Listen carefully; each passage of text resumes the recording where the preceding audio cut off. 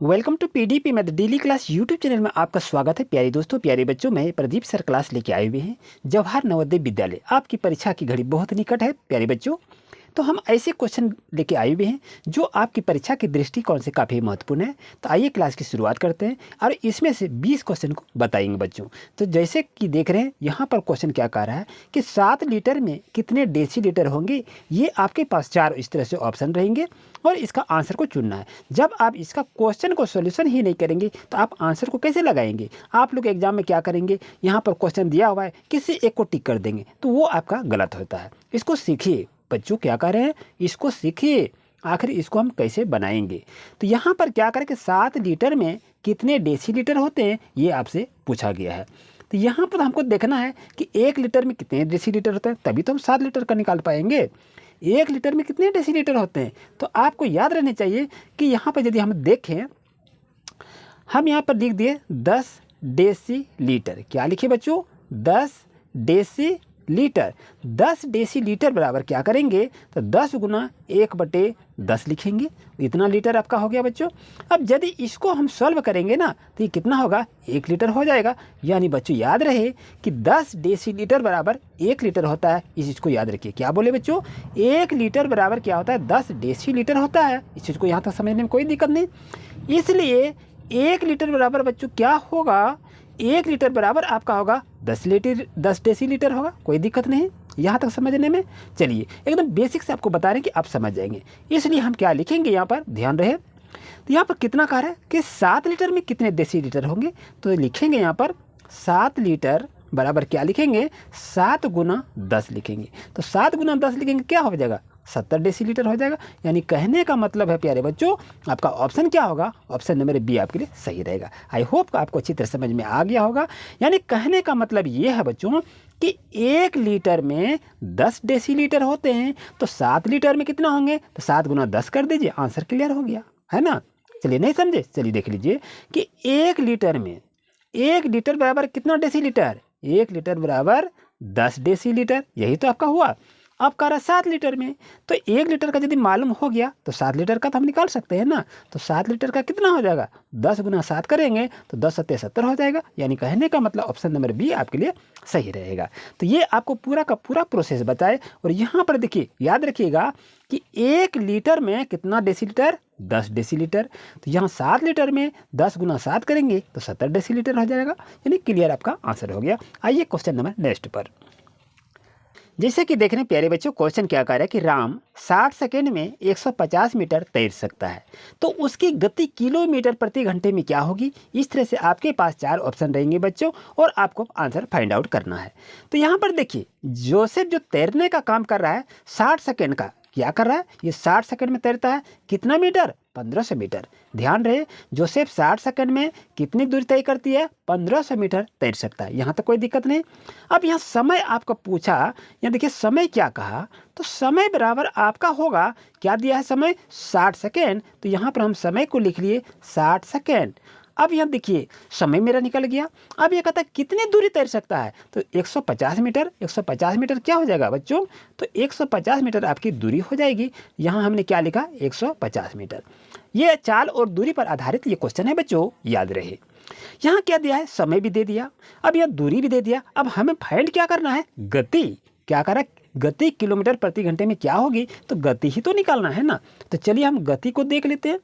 तो गति बराबर सूत्र क्या होता है बच्चों, याद रहे, तो आपका सूत्र होता है दूरी बटे समय। यही तो सूत्र होता है।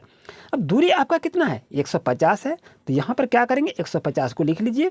समय कितना है, 60 सेकंड कह रहा है, कोई बात नहीं, 60 सेकंड को लिख लिया। अब यहाँ पर 0 0 हम कैंसिल कर देते हैं। अब यहाँ पर देखिए 5 दूनी 10 हो जाएगा, 5 तिया 15 होगा, 3 दूनी 6 हो जाएगा। यानी कहने का मतलब है ये आपका हो गया 5/2 हो गया। अब ये 5/2 जो आपका हुआ, ये गति आपका हुआ। अब हमें करना क्या है, किलोमीटर प्रति घंटा में इसको कन्वर्ट करना है। तो किलोमीटर प्रति घंटा में यदि इसको हम कन्वर्ट करेंगे तो 18/5 से हम क्या करेंगे, गुना कर देंगे।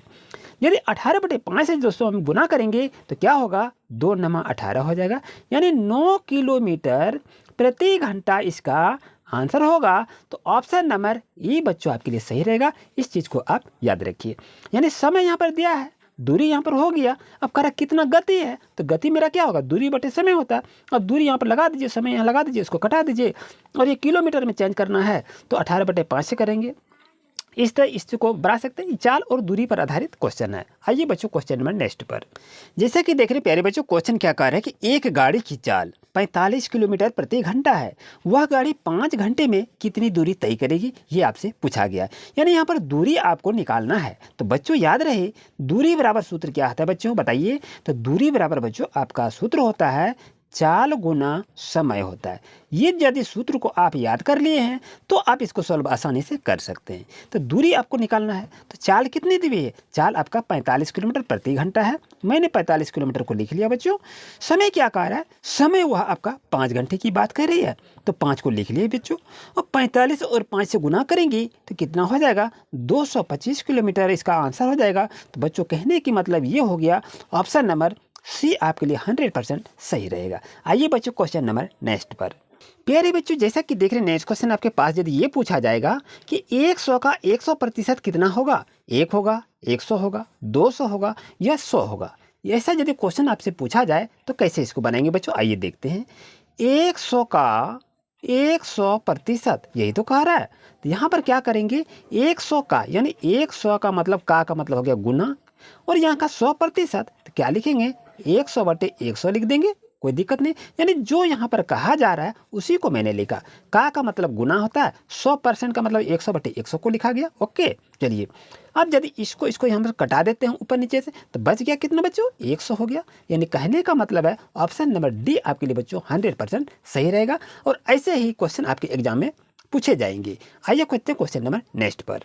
मेरे प्यारे बच्चों जैसा कि देख रहे हैं, क्वेश्चन क्या कह रहा है नेक्स्ट क्वेश्चन कि भिन्न आपका है 16/25 को प्रतिशत में क्या होगा। यहाँ पर आपके पास 4 ऑप्शन रहते हैं बच्चों।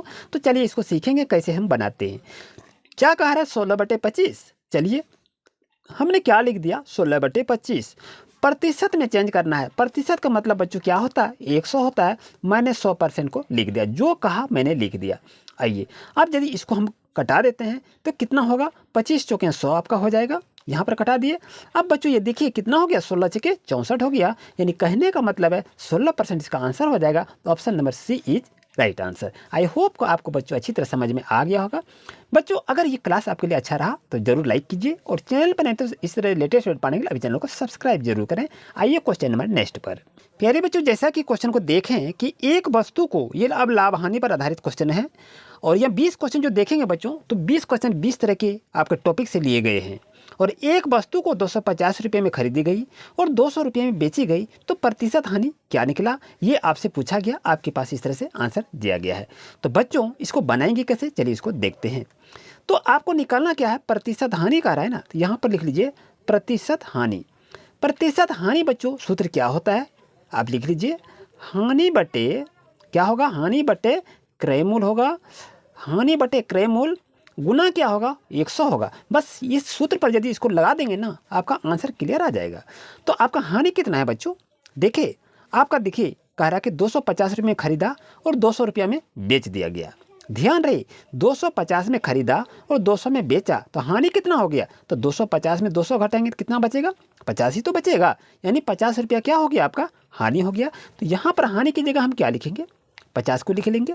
और क्रय मूल्य बता रहा है ना, तो क्रय मूल्य कितना है, ये आपकी खरीद गई वस्तु को, खरीदी गई जो वस्तु है इसको क्रय मूल्य कहते हैं। तो यहाँ पर क्या लिखेंगे, 250 लिखिए, और ये गुना 100 है ना, तो गुना 100 को लिख लीजिए। 1 0 कैंसिल हो गया बच्चों। अब ये क्या है, 25 दूनी 50 कर देंगे और 10 और 2 के गुना कर देंगे बच्चों, तो कितना होगा, 20% हो जाएगा। कहने का मतलब है ऑप्शन नंबर बी आपके लिए 100% सही रहेगा। और ये क्वेश्चन जो है ना आपके एग्जाम में पूछे जा सकते हैं। आइए चलते हैं क्वेश्चन नंबर नेक्स्ट पर। जैसे कि क्वेश्चन को देख रहे हैं बच्चों कि यदि 2 घड़ियों में से प्रत्येक का विक्रय मूल्य 500 रुपया है, जबकि एक को 20% लाभ पर तथा दूसरे को 20% हानि पर बेचा जाता है, तो कुल प्रतिशत या लाभ बतावें, ये कहा गया। यानी 2 घड़ी है और प्रत्येक को बेच रहा है कितना पर, 500 रुपया पर बेच रहा है, जबकि एक घड़ी पर 20 रुपया की लाभ होती है और एक घड़ी पर 20 रुपया की हानि होती है। अब कहता है कुल प्रतिशत या कुल हानि क्या होगी ये आपको बताइए। बच्चों यदि ऐसा क्वेश्चन रहे कि किसी वस्तु को यदि विक्रय मूल्य आपका 500 रुपया रहे और यहाँ पर किसी पर 20% का लाभ हो और फिर यही 20% हानि हो, या यहाँ पर 10% लाभ हो या 10% हानि हो, यदि ऐसा क्वेश्चन यदि रहे तो उसमें से करना क्या है, ध्यान दीजिएगा। तो यहाँ पर लिख लीजिए प्रतिशत हानि। क्या लिखेंगे, प्रतिशत हानि बराबर क्या हो जाएगा, यहाँ पर एक्स स्क्वायर बटे क्या लिखेंगे, 100% लिख लेंगे। एक्स का मतलब ये हो गया, ये 20 और 20 जो है ना यही आपका हो गया। तो यहाँ पर क्या लिखेंगे, 20 पर क्या करेंगे, स्क्वायर को लिख देंगे। अब नीचे में 100 है तो 100 यहाँ पर लिख देंगे, और ये क्या हो गया आपका परसेंटेज आपका हो गया। ओके चलिए, अब यदि यहाँ पर देखें 20 को स्क्वायर है यानी 20 में कितना हो गया, 400 आपका हो गया, और 100 यहाँ पर है ही तो यहाँ पर हमने 100 को लिख लिया। 1 0 1 0 1 2 0 कैंसिल हो गया, बच गया कितना, 4 ही बच गया ना। यानी कहने का मतलब है बच्चों ये आपका 4% इसका सही आंसर होगा। तो याद रहे यानी ये प्रतिशत हानि होगा। तो इसे क्वेश्चन को लेने के लिए अभी चैनल को सब्सक्राइब जरूर करें। आइए क्वेश्चन नंबर नेक्स्ट पर। जैसे कि देखने प्यारे बच्चों क्वेश्चन क्या कह रहा है कि 300 रुपया 6% वार्षिक साधारण ब्याज की दर से 2.5 वर्ष में कितना ब्याज होगा, ये आपसे पूछा गया है। तो यहाँ पर यदि आपसे पूछा गया है ब्याज, तो ब्याज निकालने का बच्चों सूत्र क्या होता है, तो ब्याज निकालने का सूत्र होता है मूलधन गुना समय गुना दर बटे 100 होता है। इस चीज़ को आप याद रखिए। अब इसमें देखना है कि मूलधन क्या है, मूलधन आपके पास क्या है, तो मूलधन आपकी बड़ी राशि होती है तो आपका 300 हो गया। समय कितना दे रहा है, यहाँ पर 2.5 वर्ष दे रहा है, यानी इसको अब पूर्णांक तोड़िए, 2 दूनी 4 1 5 5/2 हो जाएगा। तो याद रहे यहाँ पर हम क्या लिखेंगे, 5/2 नीचे में लिखेंगे। आइए अब जैसा कि यहाँ पर हम फिर गुना लिखेंगे, दर क्या दिया है, तो दर आपका 6% दिया हुआ है। याद रहे क्या है, 6% दिया है, तो यहाँ पर हमने 6 को लिख लिया। ओके, यहाँ पर समझने में कोई दिक्कत नहीं। अब जैसा कि यहाँ पर देख रहे हैं आपका 100 यहाँ पर लिखा जाएगा। चलिए अब बच्चों इसको हमको सॉल्व करना है, तो सॉल्व कैसे करेंगे, यहाँ तो लिखा गया, अब हमें कैसे करेंगे ये तो समस्या आ रही है, लेकिन घबराने की कोई बात नहीं है, इसको अच्छी तरह से हम सीखते हैं।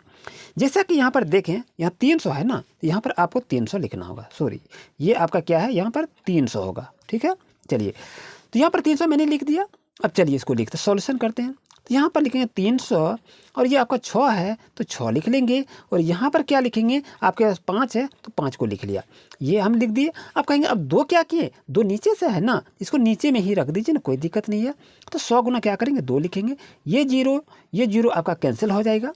अब बच गया 3 और यहाँ के कितना हो गया, 2 तिया 6 हो गया, 3 तिया 9, 9 बचे कितना हो गया, 45 हो गया। कहने का मतलब है बच्चों आपका ऑप्शन नंबर डी आपके लिए 100% सही रहेगा, और इस तरह से आप अपना क्वेश्चन को सॉल्व करेंगे। आइए क्वेश्चन नंबर नेक्स्ट पर। प्यारे बच्चों जैसा कि क्वेश्चन को देखा जा रहा है कि उस वर्ग का क्षेत्रफल क्या होगा जिसका परिमाप 48 मीटर है, तो यहाँ आपके पास 4 ऑप्शन दिया हुआ है।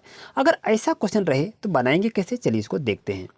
तो यहाँ पर क्या लिखेंगे, वर्ग का परिमाप, वर्ग का परिमाप कितना दिया है, 48 मीटर दिया है। यहाँ पर क्या लिखेंगे, 48 मीटर। अब यहाँ पर देखिए वर्ग की एक भुजा हमको निकालना है ना, तो यहाँ पर लिखेंगे वर्ग की एक भुजा, वर्ग की एक भुजा कितनी है मालूम हमको नहीं है। यहाँ पर 48 परिमाप जो दिया है यहाँ पर लिख लिया, और वर्ग में कितनी भुजा, 4 भुजा, तो यहाँ पर हम 4 को लिख लेंगे। अब यदि इसको हम डिवाइड कर देंगे तो कितना हो जाएगा, बच्चों 48 मीटर होगा। यानी कहने के मतलब वर्ग की एक भुजा कितना मीटर हो गया, 12 मीटर हो गया।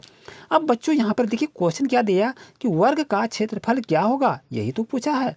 तो वर्ग का क्षेत्रफल बराबर क्या होता है, भुजा स्क्वायर होता है, यानी 12 पर हम स्क्वायर कर देंगे, तो 12 पर स्क्वायर है यानी 12 गुना 12 आपका हो जाएगा। यानी 12 और 12 को गुना करेंगे तो कितना होगा, 12 44 से 144 हो जाएगा। यानी कहने का मतलब है ऑप्शन नंबर बी आपके लिए बच्चों सही रहेगा। आइए क्वेश्चन नंबर नेक्स्ट पर। जैसे कि बच्चों नेक्स्ट क्वेश्चन को देख रहे हैं कि एक आयताकार डिब्बा 90 सेंटीमीटर लंबा, 50 सेंटीमीटर चौड़ा एवं 1 मीटर ऊंचा है। यानी आयताकार डब्बा जैसे आपके पास दिखाई दे रहा है, इस तरह ये डब्बा है, इस डब्बा को आप देख रहे हैं, और इनकी लंबाई और चौड़ाई और ऊंचाई दी हुई है। अब इसकी कहती है कि आयतन ज्ञात करें, क्या होगा आयतन, ये आपसे पूछा गया है। ओके चलिए, आपकी ये क्या हो गया, लंबाई है, ये ऊंचाई है, और ये क्या है, चौड़ाई दिया हुआ है। तो आयतन निकालने के लिए कहा रहा है, तो आयतन कैसे निकालते हैं, चलिए इसको सीखते हैं।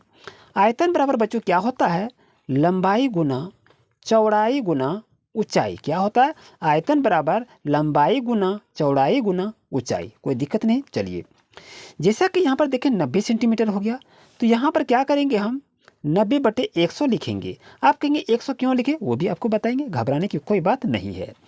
यहाँ 50 सेंटीमीटर है, तो मैंने क्या लिखा, 50/100 को लिख लिया। अब यहाँ पर देखिए 1 मीटर ऊंचा है, यहाँ पर ये भी दिया हुआ है, तो यहाँ पर क्या लिखेंगे, 1 मीटर लिखेंगे। यानी कहने का मतलब है ये 90 सेंटीमीटर जो दिया हुआ है ना, तो एक इसको मीटर में बदल दिए, इसको भी मीटर बदलिए, और ये आपका क्या है, यहाँ पर भी मीटर में है। यानी सभी को हम क्या बदल दिए, मीटर में इसको कन्वर्ट कर दिए। अब यदि सभी को हम सॉल्यूशन करते हैं बच्चों, तो आपके पास क्या आ जाएगा, ध्यान दीजिएंगे। तो यहाँ पर देखिए इस सभी को घटाने के बाद आपके पास क्या हो जाएगा, तो आपके पास होगा 0.45 घन मीटर हो जाएगा। यानी कहने का मतलब ये है बच्चों, ऑप्शन नंबर बी आपके लिए सही है। आप इसे सॉल्यूशन कर सकते हैं। आते हैं क्वेश्चन नंबर नेक्स्ट पर। प्यारे बच्चों, जैसा कि क्वेश्चन को देखा जा रहा है 11 में कि 361 का वर्गमूल क्या होगा, ये आपसे पूछा गया है। तो वर्गमूल कैसे निकालते हैं बच्चों, आप तो जान रहे हैं। अगर नहीं जान रहे हैं तो डिस्क्रिप्शन वर्गमूल का सूत्र दे दिए हैं, वीडियो बना दी है, उसको जाके देख सकते हैं। यहाँ ट्रिक के माध्यम से आपको बता रहे हैं। यदि आपसे पूछा जाए कि 361 का वर्गमूल क्या होगा, तो आप करेंगे क्या, जैसे 15 है ना, तो 15 गुना 15 करके देखिए 361 होगा, नहीं होगा। 19 करेंगे, क्या 361 होगा, बिल्कुल होगा। तो ऑप्शन नंबर बी आपके लिए सही रहेगा। प्यारे बच्चों, जैसा कि क्वेश्चन को देखा रहा है कि रूट अंडर में है 49/81 है का मान क्या होगा, ये आपसे पूछा गया है। यानी इसका क्या करना है, वर्गमूल को हम तोड़ेंगे। जैसा कि देख रहे हैं यहाँ पर क्या है, 49/81 है, क्या करेंगे, 7×7 = 49, 9 × 81 होगा। यानी कहने का मतलब है 7/9 इसका सही आंसर होगा। यानी कहने का option number C is right answer. और ऐसे क्वेश्चन आपके एग्जाम में पूछे जाते हैं।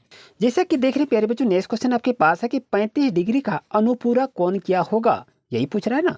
35 डिग्री का अनुपूरक कोण क्या होगा। आपके पास इस तरह से 4 ऑप्शन रहेंगे। जब भी आपको पूछा जाए कि अनुपूरक कोण क्या होगा, तो यहाँ कुछ करना नहीं है, 90 में से क्या करेंगे, 35 को घटा देंगे, तो आपका अनुपूरक कोण कितना होगा, वो आपका आ जाएगा। यानी कहने का मतलब है आपका 55 डिग्री इसका सही आंसर होगा। Option number B is right answer. अगर बच्चों आपसे पूछा जाए कि आपका संपूरक कोण यदि पूछ दिया जाए तो कैसे इसको बनाएंगे। यदि आपसे पूछ दिया जाए कि 75 डिग्री का संपूरक कोण क्या होगा, अगर आपसे ये पूछा जाए 75 डिग्री का संपूरक कोण क्या होगा, तो क्या करेंगे, बताइए क्या होगा, ये पूछा जाए। और आपके पास यदि यहाँ पर आपके पास ऑप्शन यदि दे दिया जाए कि 80 डिग्री होगा, या आपका 100 डिग्री होगा बच्चों, या आपके पास 105 डिग्री होगा। यदि आपके पास और भी ऑप्शन दिया 180 डिग्री रहे, तो आप क्या करेंगे, अब बताइए। इस तरह से यदि आपके पास क्वेश्चन यदि एग्जाम में पूछा जाए तो आप क्या करेंगे। ध्यान रहे बच्चों, यहाँ संपूरक कोण की यदि बात कही जा रही है ना, तो यहाँ पर करना कुछ नहीं है, 180 में से 75 को घटा देंगे ना, तो आपका आंसर क्लियर हो जाएगा। यानी 105 डिग्री बच्चों इसका सही आंसर होगा। Option number C is right answer. यहाँ जैसा कि अभी पढ़े अनुपूरक कोण ज्ञात करें, यहाँ पूछ दिया आपको संपूरक कोण ज्ञात करें। ये दोनों क्वेश्चन जो है ना काफ़ी इंपॉर्टेंट है। अनुपूरक कोण में क्या करेंगे, 90 डिग्री से घटाएंगे जो भी कोण दिया हो, और संपूरक में क्या है 180 में से घटाएंगे जो कोण दिया हो, तो आपका आंसर क्लियर आ जाएगा। आते हैं क्वेश्चन नंबर नेक्स्ट पर। यदि बच्चों यहाँ पर कुछ क्वेश्चन यदि ऐसा दिया जाए कि यहाँ देखिए इस तरह से आपके पास रेखा दी है, और यहाँ पर कार्य ऐसा आपका दिया हुआ है, ध्यान रहे, और यहाँ पर बिंदु कितना दिया, कितने डिग्री का कोण बना रहा है, तो यहाँ पर अगर आप देखेंगे तो यहाँ आपका 105 डिग्री का कोण बना रहा है। अब ये कहेगा इस डिग्री का मान क्या होगा, ये आपसे पूछा जाएगा। तो क्या करेंगे, आपके पास बच्चों ऑप्शन भी रहेगा, क्या होगा आपका 70 डिग्री होगा। ऑप्शन नंबर बी में आपका दे देगा कि 60 डिग्री होगा, या ऑप्शन नंबर सी में दे देगा, आपके पास हो सकता है कोई भी दे दे 75 डिग्री होगा, या ऑप्शन नंबर डी में आपका दे देगा कि 80 डिग्री होगा। तो आप बता सकते हैं चुन के कि सही आंसर क्या होगा। तो बच्चों यदि ऐसा क्वेश्चन यदि दिया रहे और यहाँ से पूछा जाए कि एक्स की वैल्यू क्या होगा, कितने डिग्री का ये कौन बनाएगा, तो करना कुछ नहीं है। यहाँ से यहाँ की यदि बात करें तो यहाँ से यहाँ कितने डिग्री का कोण होता है, 180 डिग्री होता है। यहाँ तक कोई दिक्कत नहीं है। 180 में से क्या करेंगे, 105 को आप घटा देंगे, यानी जितना भी डिग्री दिया रहे उसमें से उसको आप घटा देंगे। तो यहाँ पर कितना हो जाएगा, 105 को हम घटा लेते हैं। यदि 180 में से हम 105 को यदि हम घटाएंगे तो क्या आपके पास होगा, तो 75 डिग्री आपका सही आंसर होगा। यानी कहने का मतलब है ऑप्शन नंबर सी आपके लिए सही रहेगा। और ये क्वेश्चन आपके एग्जाम के लिए काफ़ी महत्वपूर्ण है। बाकी नेक्स्ट क्वेश्चन जो 6 क्वेश्चन बच गया बच्चों, वो नेक्स्ट क्लास में देंगे। तो अभी चैनल पर नहीं तो सब्सक्राइब जरूर करें। Thank you.